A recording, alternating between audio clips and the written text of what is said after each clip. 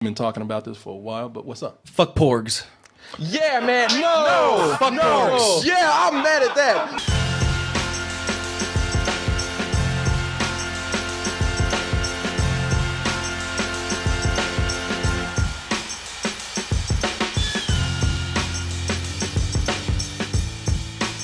I knew I should have switched shirts and probably wore this nice double toasted black tee, which is so sexy, so nice, It's classy. it's so classy, Martin, that nobody would ever make fun of you wearing this right here. A lot of stuff to get before they disappear. Put it all in a double toasted backpack, which you can also get on btmerch.com. You see how I just put that shit on that backpack and that backpack like, I can't handle this coolness. Oh. That backpack was like, I'm out of here. You know something, people? We're about to get into this spoiler talk for The Last Jedi.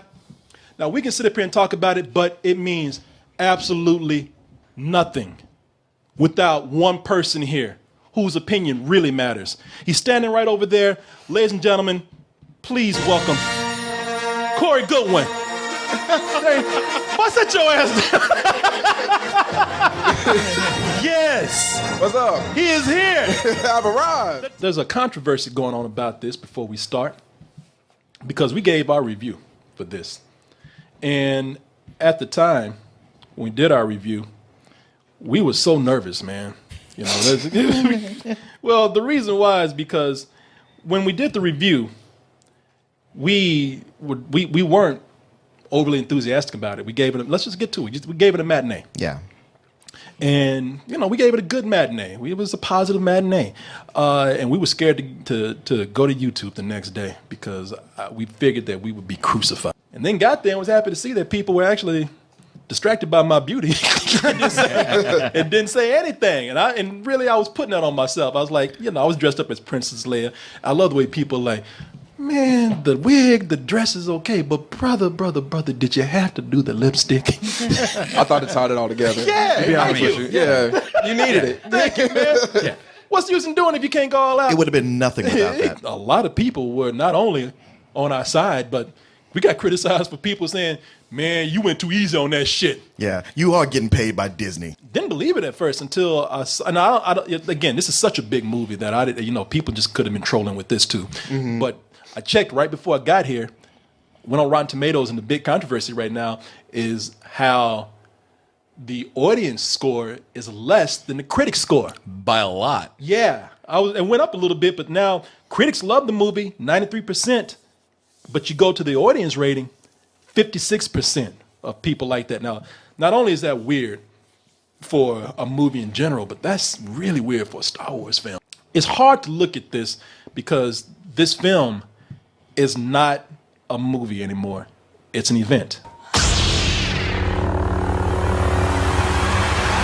Now you hear that, and just that sound got people, filled with chills, fun memories of their childhood, and new fans who were into Star Wars. I mean, that's an icon you're not going to see in any other film.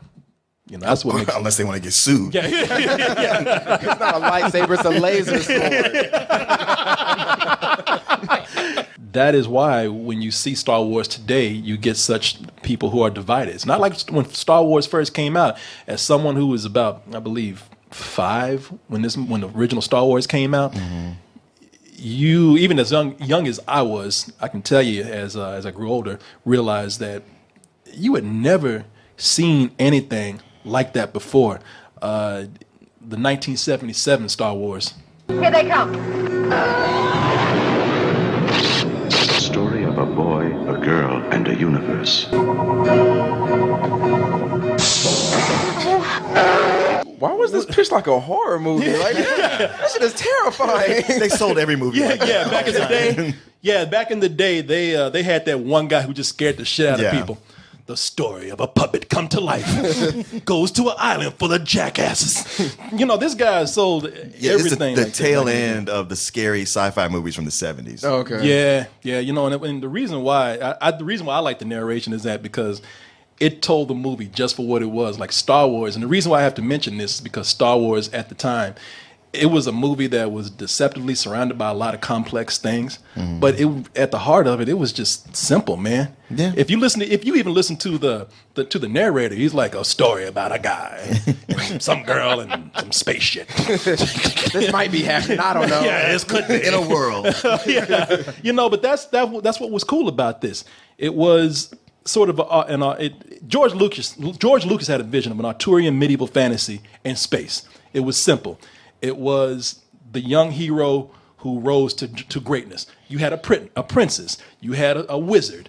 You had a huge villain, and you had creatures. And It was supposed to be Flash Gordon, but he couldn't get the rights to it. Okay, yeah. So and they even had magic. That's why I always say that Star Wars is it's not just a sci-fi film. It's a sci-fi fantasy film. George Lucas had this vision for Star Wars to be this thing that he knew was going to be great, but no one knew about it. No one saw the vision he did, and a lot of people said that it was going to be a failure. That's because, again, it was so revolutionary. There's even a book out there about the making of Star Wars where they say this. The concept artists and the founding of ILM. And if George Lucas hadn't made American Graffiti, well, he wouldn't have had the funds which he poured into pre-production in Star Wars. That's a vision of a passionate man, and again, the reason why it's so important is because, it was one man's vision. It was one man's dream, and it was one man's persistence. You don't get that from Star Wars today. True. It is a corporate vision. I mean, I'm not saying that's good or bad, but It's a product. It's a product now with different people in it. Now that it's here, and you have people who don't have the hype of Star Wars that affects them as much as everybody else, like you. Let's start like this. What did you think about the movie, man? I'm mad at y'all for giving it a matinee. No, I'm messing with y'all. When I watch a Star Wars movie, I know at least I'm going to get a good soundtrack. I'm going to get good sound design, and it's going to look good. But there's moments, especially with roses and fins. Yeah, I know. The green screen was horrible. I was like, did y'all not care about this? Yeah. Yeah, man. This movie was shockingly bad to me. If we're going to get into the spoilers, let's Rental, by the way. I don't know if you care about the rating. No, Yeah, you it's give it a rental. Yeah, it's a rental for me. And for what it's worth, matinee for me. Matinee? Leaning towards lower. Okay. When we were talking about the movie and people were talking about that we were spoiling the film, y'all don't know what the term spoiler means anymore. Spoiler mean, y'all just listening to any detail makes you just get out of shape and start screaming that somebody's ruining the movie for you. There's so much shit in this movie that's a twist, or it's a secret, or it's something that's mysterious that you will have to go see the movie to find out on your own that we did not say, good and bad. There was some actual surprises, and I understand what people are saying when they said you didn't do. They kind of did it in a way to trick you, like make you think that this is going to follow a certain blueprint, and then it goes off like Snoke's. Everybody knows that Snoke's, who's seen the movie, he's being built up as being the new emperor. And everybody thinks that he's going to last through the whole series, and they killed his ass off in the middle of this one. Yeah. And they did it in a way that I thought was amazing. With Sam and I were talking about it earlier today. We were talking about he was sitting on that chair, and he was talking a lot of shit. A lot of shit. Yeah. You dumb motherfucker. I've been controlling everything. I know what you're going to do before you do it. Damn. Yeah, he's talking that pimp shit to Kylo Ren. He was actually based off Hugh Hefner. A lot of the product design, like kind of the way he was designed, like the robe and everything. The robe and the skin, and they kind of designed him off of that look. What did he do to them? Exactly. No, it was just a stylistic choice for And them. He just twisted his face. Yeah, no, it wasn't supposed to be Hugh Hefner. It was just the kind of the robes and everything about it. That was cool because they did it just the right way. They caught him in the middle of talking shit. You don't know what the hell you doing, boy. You ain't. And even he was look at the audience like, is there a lightsaber in me right now? What's cooking? Yeah. When they killed him and the way they did it, I want to cheer, man. I mean, that is a new Star Wars moment right there, But I had some people like, I love the originals, or some people like, I love them all, and everybody left with the same. What was that? What did I just watch? The whole theater was like that, and it scared the hell out of me. Yeah, that's funny because when we watched it, there were people cheering, and I was with them. I mean and I think they were well earned. Yeah, they were well earned moments to cheer too, because there were, again, another moment in here that was an Empire ripoff was when you had Kylo Ren reach out his hand to Rey. Sure. And was like, join me. And look, had it just been that scene right there that was followed by something lame, I would have been like, all right, come on, cut it out. I mean, this is you weren't supposed to be doing this anymore, ripping off another movie. You were supposed to be something original, but they just gave us probably one of the best lightsaber scenes that I'd seen in these Star Wars movies. Well, it was certainly different than any of the other ones they've done. Right. Mm-hmm. This played out like almost like a samurai scene. Mm-hmm. Oh yeah. They slicing people up, and I was impressed that they would do that for a movie that they are trying to aim towards kids. Yeah. But they're trying to have the adults too, and that's the problem. But I thought that was a well-earned moment. And his thing wasn't like, okay, now why don't you join the dark side? He was just kind of like, light side, dark side, fuck all. This is just you and me just burn all this shit down. Mm-hmm. And I was like, well, that's an interesting concept. I agree. I was with him, man. I'm tired of all this shit. Let it die. You know what? He's got a point. And now, you know what? And that's going into something again that's pretty great. It was a great moment for a villain, and when I didn't really like Kylo Ren in the beginning. Sure, of course. But I like him better in this. Yeah. There's the battles in the movie.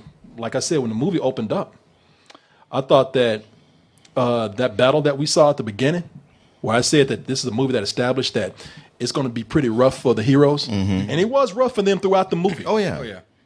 That danger was there the whole time.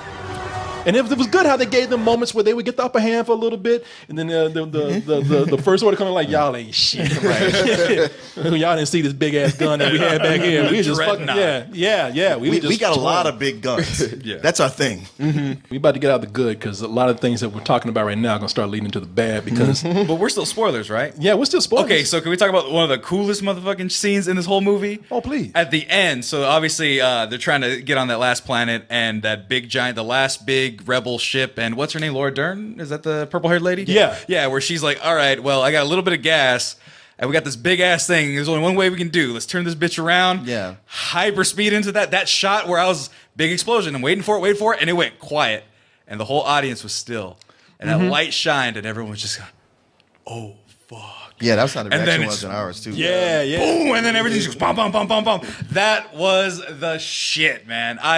That's probably one of my favorite spaceship moments in Star Wars. People start clapping at our screen. It was amazing. It was a good decision to have it go quiet. Quiet, well choreographed, well lit. Everything about it was beautiful. And that's what I'm saying, man. Anytime a movie can get you to cheer, you don't sit up here and dismiss it as, okay, this is complete trash. Because there are a lot of moments in here where it was Star Wars. They used the old characters well.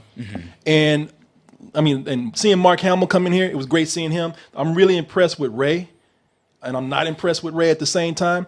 I think that this is a cool character that they have in here. I like her, but I don't think that they're utilizing her well. And that's where we're going to lead into the bad stuff right here. I would say this, man. This movie had some of the coolest cinematography. There was a great idea for them to do some of this and practical, even the sets. I mean, we're talking about shooting on location, but that red room, man. Oh, yeah. That red room. I mean, I always thought that was kind of cheesy when I saw it like in Rogue One, but seeing what they did here in the choreography of the lightsaber scene, I was like, man, that's amazing. I'm really impressed with what they did with Rey. Rey is a new kind of character that they need, not just for a female, but, like, holy shit. This is Rey is a cool character because she's a character that has good balance, like we said in our review. All right, here's the thing. There's a lot of stuff in Star Wars that we love. Like we said, it's unmistakably Star Wars, which makes it more of an event than it does an actual film. You can't have it. The corporate decisions that go into this, you can't have it both ways anymore. You can't do this for the kids, and you can't do this to appeal to the hardcore fans. That's why Return the Jedi and everything else after that failed, because it did try to please too many people instead of sticking to one vision. And one of those things that this has done, that is set up. Well, you know what? First of all, I'm mad because he killed off my man. I know. They didn't give him no kind of. I mean, he didn't know it was a trap. I mean, how did he not know that? He's like, that's your thing, and you still could have figured that out. Yeah. Maybe he's like, man, I'm tired of saying this shit. Y'all know where it is. He lasted long look at the enough. camera, you know what it is. For just having one or two lines. Man, they sent him off with nothing. He's one of the biggest characters, one of the biggest lines, and they just came in like, He gone. Put him in control of everything. I hated that, man. Yeah, I hated that too, but All right, y'all sound like Star Wars nerds now. no, man, that's somebody, Akbar. You even say that shit yourself. Admiral Akbar from Mon Calamari is one of the greatest random co-pilots of all time, man. I'm just saying. He has one of the most memorable lines, and everybody. I was specific. And everybody loves his character too, because when everybody saw it, they're like, "Oh shit, it's a crawfish running shit." No, he blew up the second Death Star. People forget that. Yeah, he's a major character, man. Why'd you kill him off like that? He's a hero of the worst movie. If you don't kill off major characters, there's no stakes. I mean, don't put your disdain on the whole crowd, because everybody knows that Admiral he is Admiral Akbar. Admirable Akbar. Did you convert to Islam? I don't want to. Brother Akbar. They did something else in the movie that made me say, man, y'all are ruining an element in here. Now, Princess Leia, we talked about how we really loved her character, how she evolved in the series. Our General Leia. Right. Love that General Organa. Oh, excuse me. Yeah, love her. love her character's evolution. But they did something in here that was so stupid. Let me see. Yeah, I know. I was like, my theater laughed. Everybody laughed, man. It was great. Yeah, because but I feel like people in our audience were kind of cheering. I don't remember, but I was kind of like, what we're talking about for those who are listening. I'm not sure how I feel about this. Yeah, for those who are listening, we have y'all remember the part where Princess Leia went into space and she was all frozen. Everybody was just like, "Oh shit, they killed her!" And then she did some Kill Bill shit where her hands were just twitching. Oh yeah, they put this to the Superman thing. Where she and it does look bad because the only thing that's moving is her hand, and she looks like her action figure is flying down.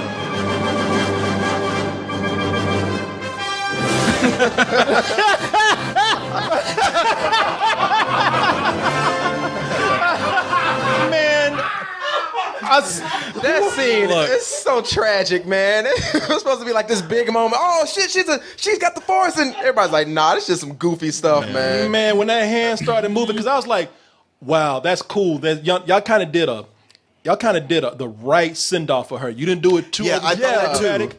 You saw her floating in space. You gave everybody a quiet moment to themselves, and then that hand started twitching. I was like, oh fuck you, man. Really? And that element of kind of what they're talking about, like the old guard, letting the past die, it was like, no, she is now this, this rebel god that exists amongst them. And I thought that little bit of establishing that was really cool for her. That shit was corny. Yeah, it was. It looked corny, and it'd be different if we had if there's all these other times she used the Force, but all she has ever used it for is a walkie-talkie to talk to Luke. Yeah. So suddenly she's doing something we've never seen any of them do. Yeah. And she doesn't use it again after that. Yeah, and then the other thing was, and this comes back later in the film, I'm like, okay, so does she have these powers because Luke cut himself off of the Force, and so she gained his stuff, or is this just her Force coming up now? Because it seems like you said she doesn't use it again, so like after Luke pops back up, it's like, all right, she doesn't have powers. It's trivializing the Force because the Force is everywhere now.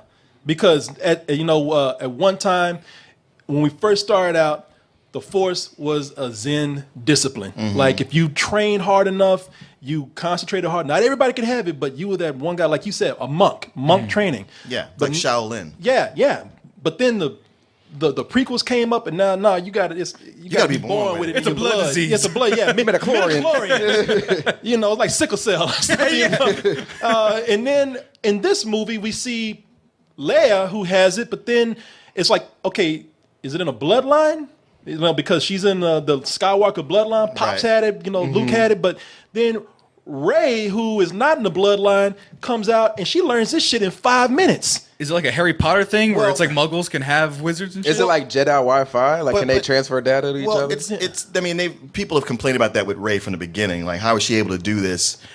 Just from like the Force is strong with her for whatever reason, and it seemed like this was going to be the movie where it got explained, and then it got debunked. I don't know, man. I mean, that's one of the things where I was just like, okay, that's coming out of nowhere. Maybe it'll be explained, but there are so many things in the movie that are not great writing that it leans me on the side of this is not well thought out here. But maybe it is. I don't know. Because I see scenes like we've been talking about. I didn't have a chance to say why I really hated that casino scene, but that casino scene goes back to the worst things about the prequels. You know, we mentioned that it was the moment where they were trying to be the most family friendly in the movie by being the most cartoonish. I really hated that scene where you had this one little alien come up, one little creature, and put change, BB-8, and wouldn't stop. and wouldn't stop. But like, how many, you know, and like, how hollow is he in there? Because when he was rolling, you heard the, and I was like, man, you know something?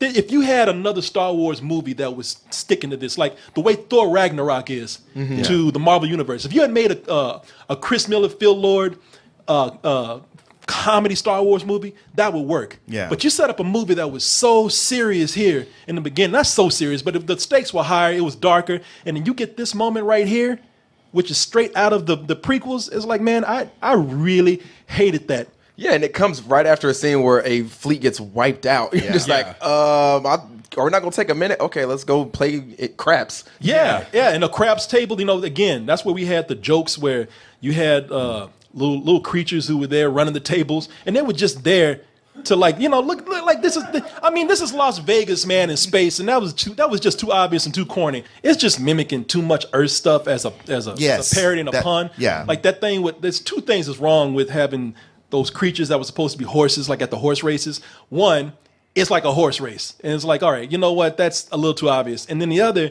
is that they do this whole escape with them.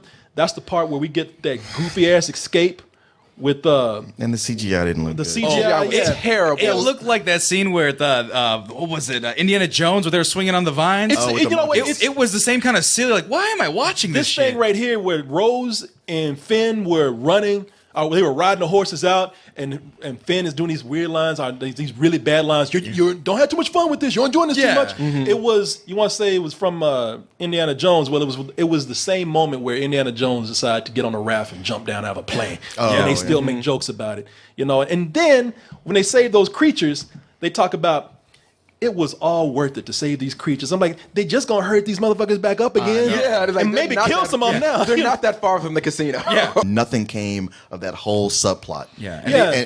And Finn did nothing to help anybody's situation. Yeah. You know, I just like the character. I thought that they were trying to do more with him. I think there's potential there for that character. And I did like his moment where he battled Phasma. I'm gonna get you. I'll show you, Chrome Dome. That was a terrible line though. Oh my god. You were always scum. Yeah, Rebel scum. Yeah. It was awful, man. No, it was a moment that was ruined. It was like, there's potential there for that character, but they're just forcing him in, just like they did with Rose. I mean, he was forced in. So because he's forced in, again, no pun intended here for any of these, but because he's forced in, Rose is even more crammed in on this. Mm-hmm. Well, they got to set up a love triangle. That whole thing with her. You're talking about Chrome Dome, because when Finn has to battle Phasma, that's a horrible line. You know, he says, "Hey, what's up, Chrome Dome?" I was like, man, again, this is a movie that doesn't merit that. But then that whole thing with Rose, that kiss, where she's like, "Kiss from a rose." I did, yeah. But God damn it. Fan art. If it would have fan art now. If it would have played that, man, this would have went up a rating for me. I was like, bravo. Bravo. Yeah, they had that terrible line right there. You don't fight for what's dead, you fight for what's alive, or something. No, like you that. fight for what you love. Like, shut your ass. I was like, you should have let him die if he's gonna say some shit like that. I'm glad his brother's getting a love I interest. was like, all right, if I would, I'd definitely cut Rose and Finn's thing, cut all these jokes, cut this part. I was like, we probably only have like a 55-minute movie. No, like this movie's 2.5 hours, so you still have an hour and a half. Yeah, so you still have an hour and a half, but then like maybe 45 minutes of that and stuff. Again, you're just like, why are we doing this? And there's plots to go in here where it's like, you probably could have alleviated this if you maybe would have just said, hey, I'm doing this, Poe, chill out. Like Laura Dern's whole thing of not telling Poe what she was doing, it was like, to appease him, just like, yo, I'm doing this, can you sit down and shut up? As if you would just explain, hey, we need you to do this because this is our plan, they can go, oh, well then I'll step back and let you do what you got to do. Yeah. And pretty much just treating you like shit. Yeah. I mean, she gave him attitude. She's like, we need some. We'll let you know. There's 55 people. You need everybody you fucking got. You can't be demoting people left and right. He's like, I lead a whole squadron. I ain't the janitor around this bitch. I'm part of your council. But speaking of Poe, you want to talk about bad writing. It's bad writing to set that up. Now, I understand why he's upset. But this fool pulled a mutiny. Yes. They should have locked him in a bay and shot his ass off into They should have space. shot him immediately. Yeah, you know, the whole thing. But I would have taken it like, all right, lock him up. We need him. Explain to him what's happening because he did have this in the best interest. But the way they wrote that, where after he pulled this mutiny, threatened people, and then they pretty much stun him, and then Laura Dern looks down at him, and she's like, oh, he's a cad, but I like him. Yeah, You he's got spunk. Yeah, no, don't nobody respond like that. I'm gonna whip you. You're gonna do some hard time for a week. Something's gonna happen. You just don't let somebody go like, but he cool with me. You know, nobody. That is bad. That is terrible writing. Yeah. It's like me putting a gun to you, like I'm taking double toasted, and then you get it back, and then it's like, Oh, you gonna die. Yeah, no, but that's the same kind of thing, right? Like, It's painting yourself into a corner and then realizing, like, well, I still want this character to be out there and prominent. Speaking of bad storytelling, like I said, and I already said this in review, maybe people are talking about that as a spoiler, but I didn't say it in detail. This whole thing of over and over again in cycles. The rebels will get a hand up, then the Empire or the First Order, they'll have the Death Star moment where they'll let them get they'll let them get a step ahead, and then they'll say, all right, pull that big ass gun out, and then the rebels are like, oh shit, we got to kill that gun now. You know, Death Star like technology. Like I said, it's many Death Star moments. No, they said it. That was one of the lines. They said it's mini Death Star Really? technology. Yeah, Yeah. it goes, it's Death Star technology. Oh, see that's Yeah. I mean, these movies, they don't really have. That's my point. Well, the First Order is not very imaginative. No, and neither are the scriptwriters. They signed a huge contract for Death Star technology, so they have to use it. in Well, everything. that's my problem with this. Is why I said that in the first movie, you have it's such a simplistic story, and they could. Man, I'm gonna tell you something. You look at Return of the Jedi; they had great ideas for it, but they stretched that out. You know, they stretched this out to 3 movies because the first movie is such a simple story: good versus evil. Evil, you know, it's a pauper going up to a knight. Now these things are starting to cycle through the same plot lines and within the same movie because there's not a whole lot to really say anymore. People jumped on me complaining about Force Awakens being too much like A New Hope, and that is something I stayed true to. And now we're beginning to see that they're still playing it safe. As much as I like that whole thing with Kylo joining up with Rey, you know, that was still an Empire moment. You know, when Kylo puts his hand out, that's still a Darth Vader moment right there. That's blatantly from something. Sam and I were talking earlier today. That whole thing of being on. well, he is a Darth Vader super fan. But He writes a lot of fanfic. he's been practicing that shit all day. Which, speaking of, when we talk about moments we like, I like that Snoke made fun of him for wearing that helmet. Yeah, you take that ridiculous thing. I was like, thank you, Snoke. Thank you. Take that goddamn can off your head. Before I take it off for you. Even Kylo realized, he's like, yeah, I'm going to get rid of this shit. Yeah, it was almost like the makers of the movie said, he's not a Darth Vader. We can't repeat that with this helmet. Let's just get rid of it and let him be his own thing. But the whole thing with the salt plane, they try to make it Hoth. And I'm sorry, just because you spit on the ground and you say, oh, no, it's not ice or snow, it's salt. You know something? That is still the same thing, man. That is Hoth. I mean, even the scene in the movie with the giant AT-ATs, man. You know, that's you're not fooling anybody. You know, that's I mean, the second you put AT-ATs on a white anything, like, all right, Hoth, I know what that is. They're ATSTs. They're new and the gorilla-like. And you know something? And my final Empire moment is this is a character that, again, was not even needed. Benicio del Toro. Oh, right. And that goddamn stutter. And that lisp and that stutter is like, you just, why? That's an actor's decision. It feels like. I think it'd be fun if I play him with a stutter. How about that? Yeah, sure. Let's see how it goes. I feel like they cut him low on his Guardians of the Galaxy budget. They're like, we ain't gonna give you much money, but like we can put you in the next Star Wars, and he got it here because he was so auxiliary. He was unnecessary. Well, he was Lando in a sense. Yeah, you know, he was a guy that even though he was not as cool as Lando, not as smooth, not presented as friendly, he was always presented as kind of shady, but a rogue, but betraying rogue. It's like, okay, he's really the friend. He gave the pennant back. But I wouldn't go that far because at least Lando was like when they had a history too. Like they were, you know, Lando's put in a hard situation. This dude was just like, fuck y'all, I'm out. And I was like, all right. Yeah. I will say that I don't know if people know it, but he's coming back, man. He's gonna come back as a hero. He's gonna come back. I'm sorry. So simple Jack, motherfucker. fucking hated. I hated him the most out of all. Get inside. I don't care. I don't like it. It's. I'm not saying he is Lando. I'm just saying he was a device used like Lando was. Half of what Rian Johnson said about this movie was to essentially look at Empire and do the opposite of that. So like one of the big things. So there's a couple. Well, let's start with like Snoke. He goes, okay, well, people want to know who Snoke was. One of the biggest concerns is that the first movie they built him up to be this big monster, this big evil guy, and the second movie he's nobody with no explanation, no nothing, no what were his ties to the dark side. A lot of people were expecting that, and people got mad about it. He was just like, well, I wanted to make Kylo Ren a bigger villain, so I killed him off. That was his only real reason. Rey's reveal. Were you upset about Rey's reveal as her parents or who her parents were? Weren't her parents like people who just sold her? They were off? drunks. They said they're nobody. Yeah, they're nobody. But the thing is, the way this movie is made, you can't tell if Kylo's telling the truth or not. And so it's like, are they nobody, or is he just trying to? I had a another feeling way? that something's being hidden, like Martin said. So Rian Johnson's reason, because someone brought that up, his reason goes, well, in the second one, what was the most shocking thing for Luke to hear Darth Vader say? That was his father. Yeah. His decision for that was, what would be the most shocking thing for audiences to hear?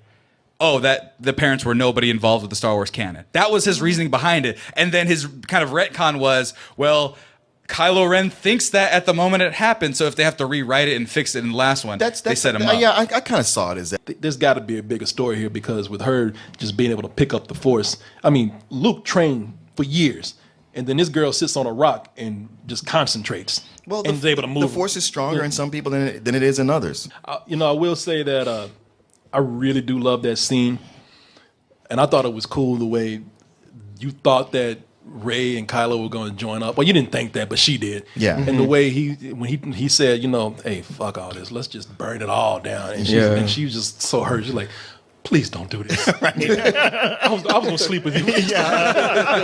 Wait, we're not brother and sister? Yeah, I'm pretty sure we're not related. So this is cool. Did you see that? Are we siblings? Did you see that? Because I don't want to tell you about your mom. She kissed her brother. I'm not sure up here, but I don't feel it down here. I'm from Jakku. Is that like Alabama? I don't know. But she seemed genuinely hurt. She's like, man, we had a moment. I know. Look at all these dead bodies. This is beautiful. We could actually fix all this without burning it and I down. love that, man. I think that's when it was established to me that Kylo is more of a character now. I really do love him as a villain, and I want to see where he goes. How do you feel about his origin story? Like with Luke? Yeah, with Luke. Because like that's a good question. I like the part where it was like, I've been betrayed by somebody I looked up to. Yeah. This kind of fucked me up, but I felt like the way it was done and the way it was Luke. It was like, I saw it. I had to kill him in my moment of judgment. I had to do it. It's like, let me get this straight. Like, I remember your father has like committed genocide and done all this wild and crazy shit, blown up planets. But at the end of Return of the Jedi, you're like, yo, I still see something in him. But this 15-year-old kid who you training, you think, oh, I got to kill him now. Well, okay, to that end, he made it sound like he had been seeing getting weird vibes from him for a while. But to find out that he was lying, I said, man, this was a moment to really make something complex here. Exactly. I think they took the easy way out and still made Luke a good guy near the end. They could have done something where it's like, you know something? All right. Everybody's, because it's almost like, Wait, who was lying? Luke was lying. Luke was lying Because he told Rey, he was like, he attacked me. Yeah, he attacked me. And so I had to, room. he broke everything down. He took some of the knights with him and he jetted. It wasn't that I was in his spot about to mess him up. Yeah, his whole thing was like, he told Rey, you don't know the whole story. Like, I was asleep, and that motherfucker walked in and was going to kill me. You know? I was just happy that he died from exhaustion. That was my favorite thing. It's like the biggest hero of this thing. He's like, I'm so tired. No, he took his robe with him and everything. Which, by the way, I'm out. I like the way Jedis, when they die, they just take their whole wardrobe. Yeah. so now they can force apparate over galaxies? Well, once. I've been talking about this for a while, but what's up? Fuck porgs. Yeah, man. No. Fuck porgs. Yeah, I'm mad at that. Okay, of all the stuff y'all said in y'all review, he was like, oh yeah, the porgs weren't thrown in here too much. They kind of just felt like the natural flora and fauna of that. And I was like, bullshit. Like they set up in the Millennium Falcon. They pop back up on the dashboard. We're in the middle of a war. The weird dino teats and two as well. I was like, what is this? But what we said was they weren't Ewoks. They didn't become part of the plot. They weren't fighting. But they were people. literally, but one of the things we said in the review was like, oh, they don't feel like buy me, which is exactly what they feel like. They feel like we need to sell these toys. Man, I'm gonna tell you something. Maybe I'm a sucker, but I love animals, and he's They did not bother me. I was like, let me ask you this. This is a serious time in the world. There's all these troubles in the galaxy. We got to get this stuff done. Okay. Let's equate this to real life. Okay, If there's some boats and they got birds just flying in and out of them, setting up nests, like, are they just gonna let them hang out there? They're gonna clean those nests out. Like, why would you let these animals on your ship and they're unpredictable? Well, you know what? Well, like you said, there was bigger things going on. Well, for one thing, it was insinuated, and they're not going to show Luke doing it, but you saw Chewbacca eating them as fried chicken, or like eating them as food. So maybe they're a source of food on the planet. But here's the last thing. Yoda. That corniness at the very end. Which part? With the kids. Oh, yeah. Oh, here's the broom. I thought you were gonna start dancing. Yes. And now I will grow up to be a rebel. It's like, sit your ass down. And they have Wearing those Hot that Topic, ring. the Hot Topic rings that they're Yeah. going to sell in about 2 weeks, and then you have Han's Etsy dice that were apparently a plot That's point. right. Yeah. Hey, look at these gold chain with some literal fucking regular ass dice, spray painted gold. But now bring up the Green God. Yeah, the man himself, Yoda. How'd you feel about Yoda, Martin? Just thought he looked the same in all of them. I was like, oh yeah, I guess he really did look very different in the original in Empire Strikes Back than he did in the prequels. Another character in the movie that's already too bloated with character. Did it really? Let me ask yourself. Did he look cool? Not really, because he's like a puppet. Yeah. But also, that's where they could have just used just a little bit of CG. And continue with the puppetry, where we found out Blue Milk is from. Oh, that those walruses with titties on the. There was a woman in my theater that screamed out, "What the fuck?" Yeah. I'll ask you this much: if they took Yoda out the movie, would it be missed? Would it have anything to do? Honestly, until you just said like, oh yeah, let's talk about Yoda, I forgot he was in it. I think there are people who go in there with the movie that they wanted, or people who go in there who know Star Wars more than the average person, and you went in expecting too much. It's got too much baggage. Yeah. It's got a regular movie. It's got too much baggage brought in. But what we did today was we just simply tried to, from three who gave it a matinee, one guy who, we make fun of him for it, but this is a guy who grew up in another generation, and it's just not everybody is obligated to like Star Wars. Right. I'm going to tell you something. Star Wars, when you pull back the marketing and the event and the nostalgia and the history, it's still just another blockbuster film. In fact, I would even say Marvel's doing more than they're doing with Star Wars right now. This makes me worry about Han Solo next year. People compare this to Rogue One, and everybody's been telling me, because they've been criticizing me saying Rogue One is better. I'll tell you why I like Rogue One. Besides the Death Star, Rogue One is the one that feels the most different than anything that they've done cinematically so far. And I know you say that, well, there's no characters, but you know something? Dunkirk didn't have that much character, and that's the best movie of the year for some people. That's a great comparison. And for all y'all out there talking about like this is the best of the Star Wars franchise, and all y'all saying this is the worst of the Star Wars franchise, y'all being real hyperbolic.